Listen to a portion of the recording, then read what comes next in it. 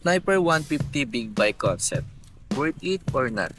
Bago tayo dumako dyan, konting briefing lang. Ang Yamaha Sniper 150 ay isa na ngayong kilalang motorsiklo sa Pilipinas dahil sa kanyang sporty looks, astig na forma at fuel efficiency sa gasolina. Pero paano kung ma-level up mo pa ito at gawing parang big bike? Pero bago mo simulan ang transformation na ito, isang malaking tanong ang kailangan sagutin. Worth it nga ba talaga ang pagko-convert ito into big bike concept? So, i-share ko lang sa inyo guys. Magsimula tayo. Nagastos ko sa aking motor. Siguro may i-consider ko ito as a semi-big bike concept. Dahil hindi pa siya totally naka big bike concept. Maraming pang kulang. Shifter. Ayan, kung makikita nyo naman sa video. So, magsimula tayo sa harapan. So, yung gulong ko nga pala ay aftermarket na yan. So, yung mags, nakuha ko ito ng 8,000 pesos. Nakuha ko siya as brand new. So, magka-partner na siya front and rear.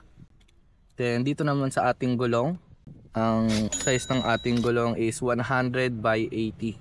So, malaki na siya. Nagbalit rin tayo ng front fender para magmukhang malaki talaga tignan. And also the front shock. And yung color, ito.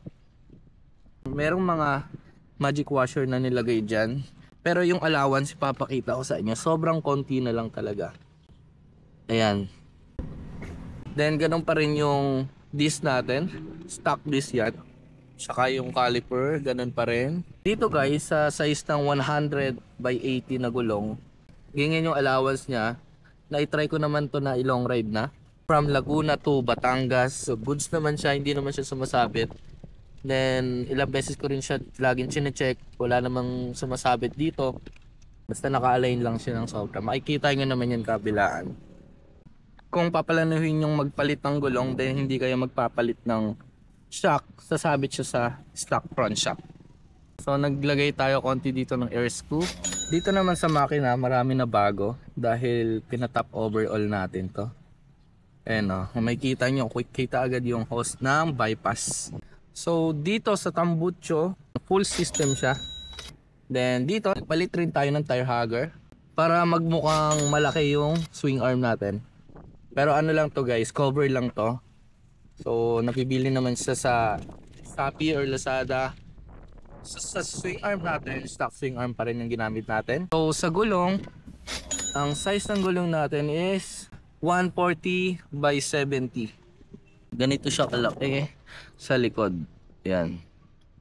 Naka Diablo Rosso nga pala yung gulong natin. Palit rin tayo ng kadena. Since malaki na yung gulong natin at mabigat na rin, ang size ng aking sprocket is 14 by 45. So yun lang naman yung mga changes.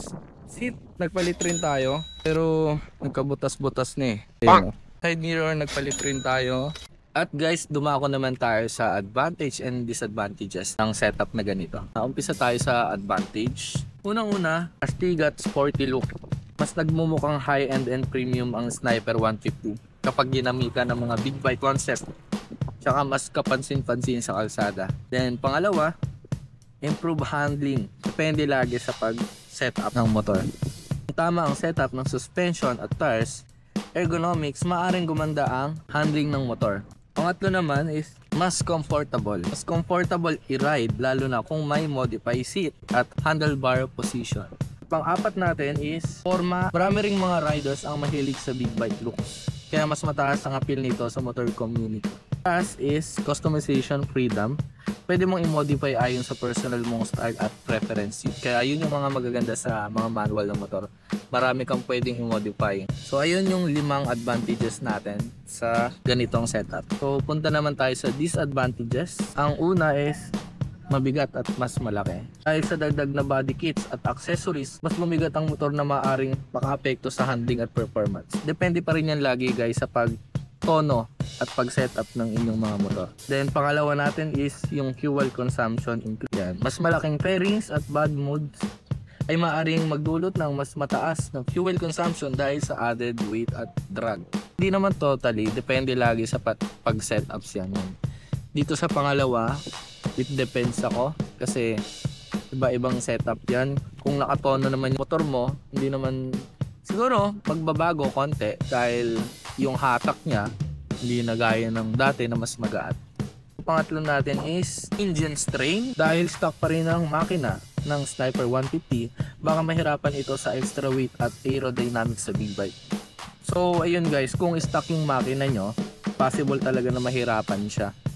Lalo kung naka-stock ECU kayo. Yan.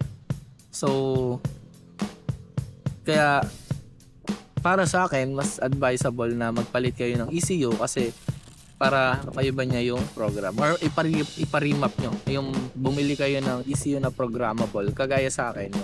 Nagpalit ako ng ECU, then meron na rin mga napalitan sa makina. Bore, nagpalit rin tayo ng bore. Yan, marami na rin. Hindi naman tayo nagkarga. Then pang-apat natin is mas mahal na maintenance. Kadalasan ng aftermarket parts ay may mas mataas na maintenance cost kumpara sa stock. Yes, tama naman po. Mas mahal talaga ang cost. Lalo kapag nasira yung front shock, mas mahal na yan kaysa sa stock na shock. Pero hindi naman yan sirain guys. Basta aalagaan nyo lang rin talaga yung motor. Depende sa pag-aalaga ng motor yan. Then, the last is yan, legal issue and safety concern. Depende sa lugar. Maaring may legal restriction sa heavy modification, posibleng hindi rin ito pasado sa LTO regulation kung sa Pilipinas. So depende pa rin yan guys.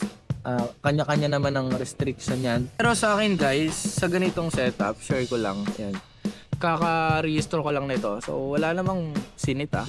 As long as yung color, syempre, yun naman lagi tinitignan ng LTO. Yung color ng motor, pagdating dun sa inspection area. So, nung in-extension, wala namang sinita. Bakit nabago yung gulong, bakit nabago yung shock, yung mags. So, wala namang sinita. Siguro hindi yun big deal sa kanila. So, ang big deal yung sa kabilang side, wala kang fairings, butas yung fairings mo, wala kang headlight, hindi gumagana. Yan yung mga ganyang scenario ata yung mga hindi nila pinapasa. Kung trip mo ang big bike concept para sa Sniper 150, siguraduhin mo lang na tama ang pagkakatono nito at hindi naapektuhan ang safety performance. Mas maganda kung balance ang forma at functionality para hindi lang panlabas ang ganda, kundi maayos din ang ride experience mo. So yung ganitong setup sa akin guys is kanya-kanya naman tayo ng trip. So yung dahil actually mahilig tayo sa big bike. Yan. Big bike talaga, mahilig talaga ako sa big bike. So kaya, anong nangyari, yung personal na motor ko, ginawa akong big bike concept. So, para sa akin, worth it siya. Dahil, na-achieve ko kung ano yung gusto kong mangyari sa motor ko. Tsaka, sa performance guys, okay naman. Ilang beses ko na rin to na ilong ride. Batangas, Pampanga, ayan, Bulacan. So, goods naman siya. Basta, alaga lang sa, syempre yung mga basic maintenance. Brake pad, change oil, kadena, laging maglulubricant, then, laging check yung kadena rin kung maluwag na para iwas aberya sa daan. Sa mga taong, daily users, pwede naman merong setup na pang daily na big bike. Siguro ito yung sa akin, may co-consider ko siya as pang daily rides nyo. Based on my experience naman, hindi pa talaga ako totally na siraan ng malala. Na-experience ko yung maputulan ng kadena sa daan. Kaya ngayon nagpalit ako ng heavy duty na kadena. After nun, never na akong naputulan. So yun lang naman yung sagot doon. Yung sasagad, siguro ayun sa mga shoutout dyan sa mga sobrang mga solid na nagko-customize ng big bike. Yung iba pinang-motor show lang. Yung iba konting rides lang. Sa mga sniper users dyan na nakapanood, kung kilala niya si IP Works, yan, isa yan sa mga solid na big bike customization sa sniper. Motor show lang ata yung mga ganon. So sa akin, consider as daily. So goods na goods and worth it para sa akin yan. Then para guys sa mga may katanungan dyan, yan, comment down below na lang sa baba. Pwede rin kayo mag-suggest ng pwede nating i-content dito kay Sniper, review, experience. Sa mga hindi pa nakasubscribe dyan, please subscribe to my YouTube channel and thank you for watching.